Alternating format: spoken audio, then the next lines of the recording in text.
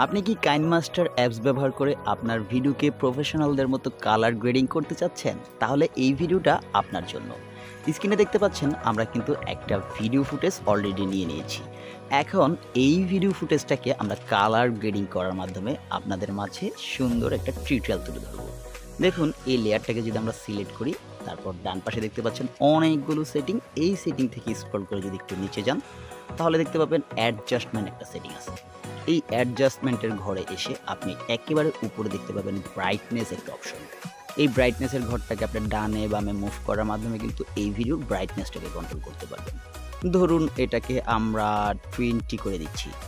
এখন তার নিচে দেখতে পাচ্ছেন কন্ট্রাস্টের একটা ঘর আছে। এটাকে আপনার ডানে বামে মুভ করার মাধ্যমে ভিডিওর কন্ট্রাস্টটাকে কন্ট্রোল করতে পারবেন।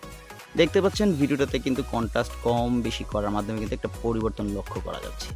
আমরা কি করব, এখান থেকে কন্ট্রাস্টটাকে এরকম 25-6 করে দিব। তারপরে দেখতে পাচ্ছেন স্যাচুরেশন। এটাকে আপনি ডানে বামে মুভ করার মাধ্যমে দেখতে পাচ্ছেন কালারের কিন্তু একটা বিশাল পরিবর্তন আসছে।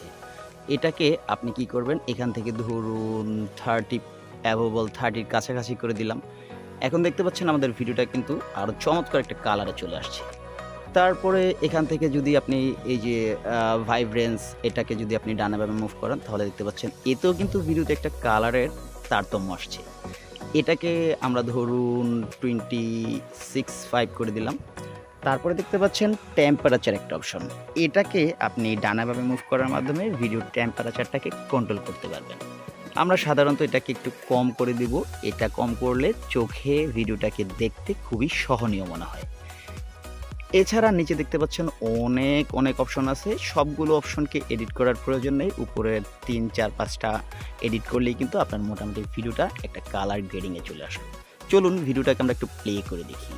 দেখতে পাচ্ছেন ভিডিওটা যদি আমরা প্লে করি, এখন কিন্তু ভিডিওটার কালার গ্রেডিং কিন্তু খুবই সুন্দর চমৎকার দেখাচ্ছে। সবুজগুলো সুন্দর দেখাচ্ছে, মানুষের ফেস কাটিং সবকিছু কিন্তু একটা সুন্দর দেখাচ্ছে। এইভাবে কিন্তু আপনি এই ভিডিওটাকে সুন্দরভাবে এডিট করতে পারবেন। আপনি সেম জিনিসটা আপনার ভিডিওতে প্রয়োগ করতে পারেন, এতে করে আপনার ভিডিও আরও চমৎকার হয়ে উঠবে। আজকের টিউটোরিয়ালটা আমি চাই এ পর্যন্তই থাকুক। দেখা হবে পরবর্তী টিউটোরিয়ালে পরবর্তী কোনো টপিক নিয়ে। আজকের মতো চলে যাব। ভালো থাকবেন, সুস্থ থাকবেন। আর আরেকটা কথা, আমাকে কমেন্ট করতে ভুলবেন না। আল্লাহ হাফেজ।